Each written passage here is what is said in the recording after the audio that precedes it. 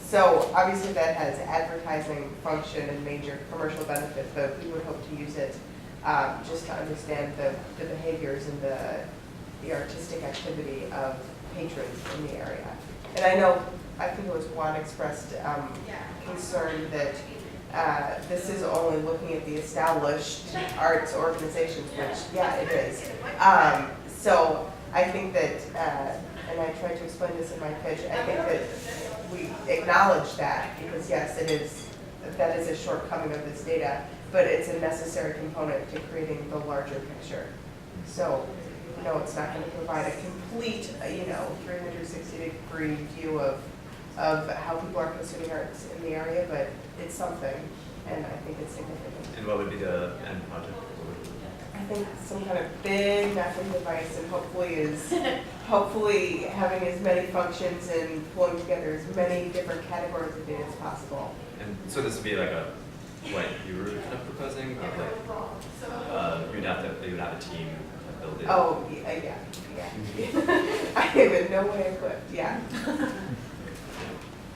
I don't know whether or not I was anything related, but just because the three of us of this seem to be doing the most data crunching, Sure. I was just going to say, since it seems like the three of us all have the same sort of end product thing of using data crunching and presenting it visually on a map, the way I had actually thought of this working was just to have a 3-person team and a mega map, basically, that you could have overlays of the different things. Because what interested me about artists was how a lot of times they live in different areas than where their audience is. The audience might live in slightly wealthier areas because they're more likely to patronize the arts and not associated with higher socioeconomic status, but artists are associated with being broke and eating ramen,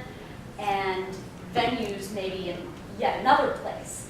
And so I thought it seems a little redundant for different people to all need the same thing and want to be making the same product.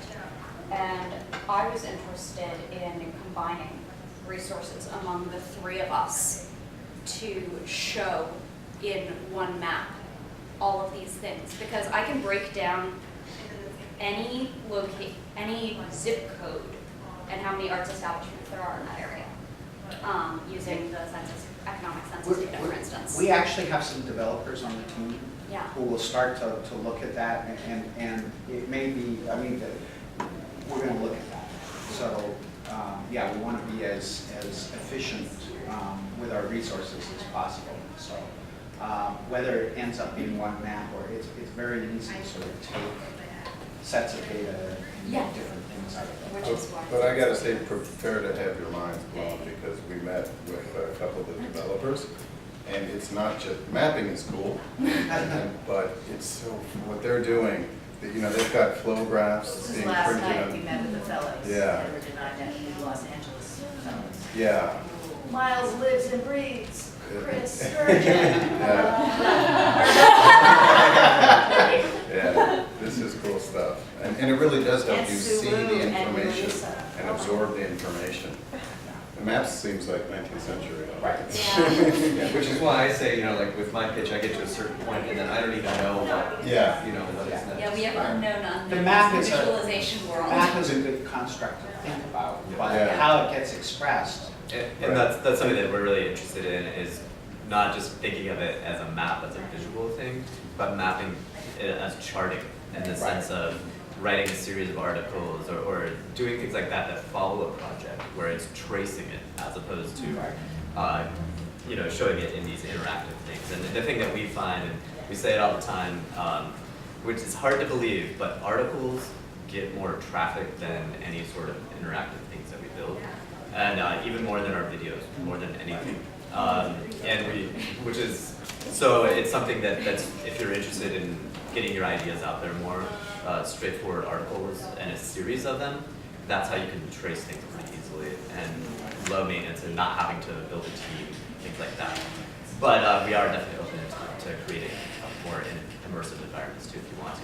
But base level series of articles is something that we can. So, so we're coming, I've got 9 minutes before I have to leave. So, here's what is gonna happen next, okay? Lots of great ideas, lots of great stories. I know there's lots of interest in these stories. So, what we're going to do is the fellows are going to weigh in. I'm going to be talking with them over the next couple of days. I'm also going to talk with our media partners. I'm going to talk with Tammy and Reed and Drew. Drew's got some stories he's interested in. I know Tammy has. I'll probably read those as well. And Lori's here. And Lori. And Paul. And then what I would like to do is to make an appointment to talk with each of you individually by Skype on Tuesday or Wednesday next week, just for 10 or 15 minutes. Who wants to do that? Pardon me? Yeah. I want to. Okay. I want to talk Doug with and each of Sean, you individually. Sean wants to do that. The president here wants to do it. I thought you said, what I heard was Dan wants to Skype with you, and I was like, who's Dan? Then I want it. Then I want to, yeah. Yeah. Out of which will come your assignments, the things that you will start to be working on, okay? Now, the choices in this are going to be dependent on what are the interests of our various media partners, what are the needs that we have for each project. We've got to basically sort of cover projects. I got to think about teams, how we're going to pair you up with fellows, because presumably most of you will be working with other people on this project. It's not going to be sort of solitary things.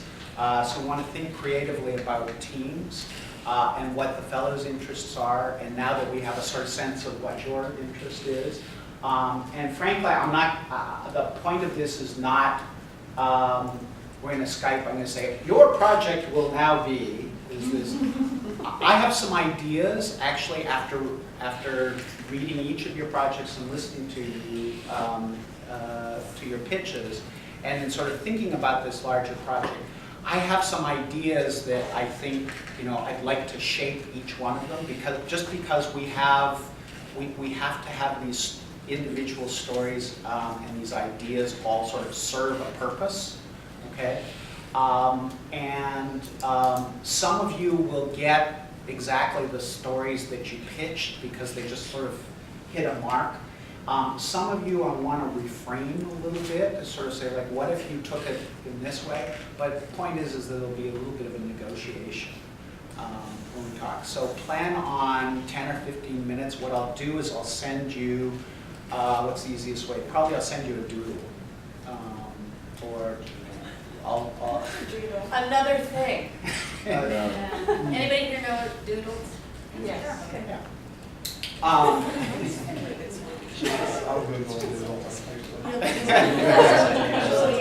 So out of Wednesday, you will all have assignments that you're going to start working on, and for class next Friday, you'll have something that comes out of our conversation that you'll do for next Friday.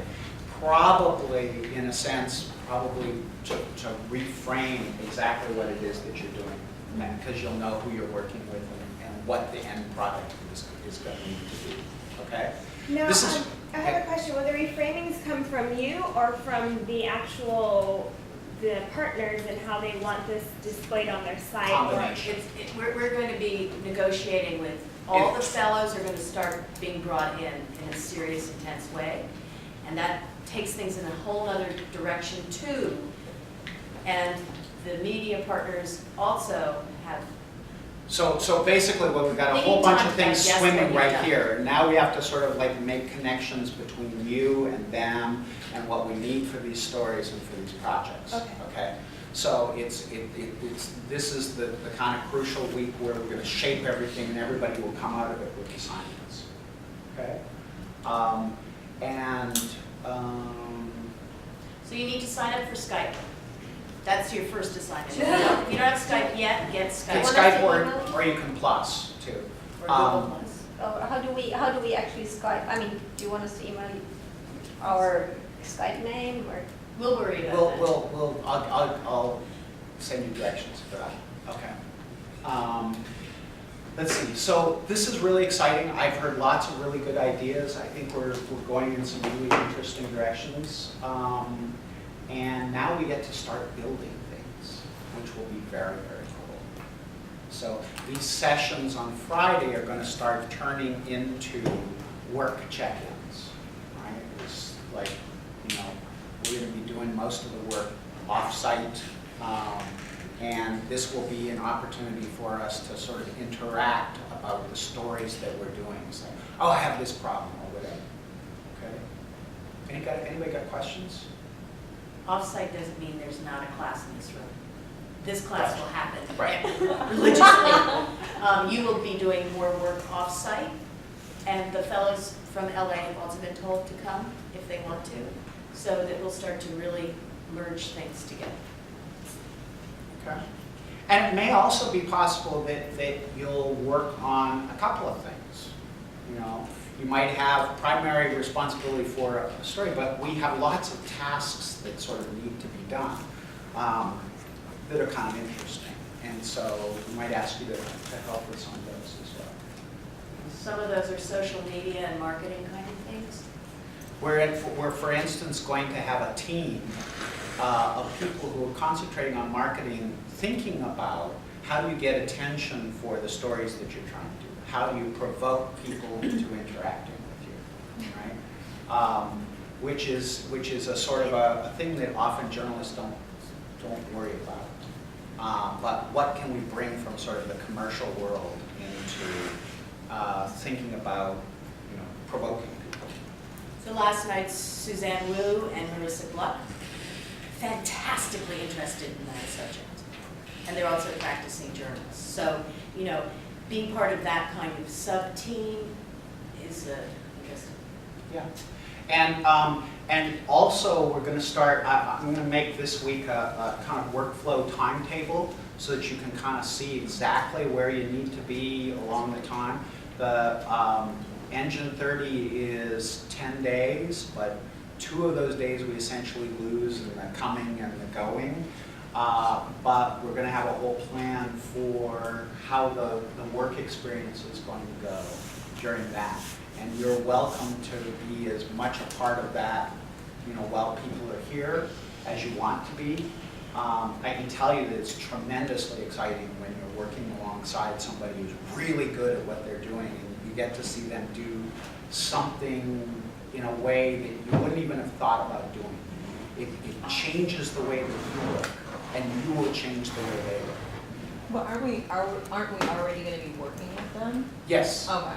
Yeah, you'll be working with them virtually, but then they're descending for 10 days. They're sort of like the SWAT Right. team that comes. But they're going to be continuing, like developing essentially what sort of these baby legs are now to bigger projects? Well, yeah, and they'll be taking some elements of these stories. They'll be working with them along the way. I mean, if we're going to build, for instance, an interactive map, it's sort of like they'll be starting now, but the sort of final assemblage of them and, you know, the graphic look of them and stuff will probably come together in those 10 days. Are they going to be doing other stuff too, in addition to our developing the stories that we have now? Or? Well, they'll be doing some of their own stories as well. Okay. Okay. They also have jobs, Yeah. but for the 10 days, they don't have any other job. Right. Oh. Right. So basically, think, you know, you remember your boot camp? They're going to have a boot camp. Oh, wow. Poor things. So I got You gotta run. Yeah. Thank you.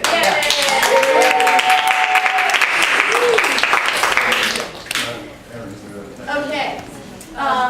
Safe travels. Yes. Yes, is it there? Yes. Okay. Oh, it is here. Oh, yeah. Okay. So you're safe. That's cool, right? Okay. Yeah, that's fine. No, that's fine. That's good, that's fine. Okay. Thank you, Doug. And in my suicide. I know. Okay, so in the last remaining bonus of pandemonium, although this relatively calm. And we do have lunch after this. And you're able to come?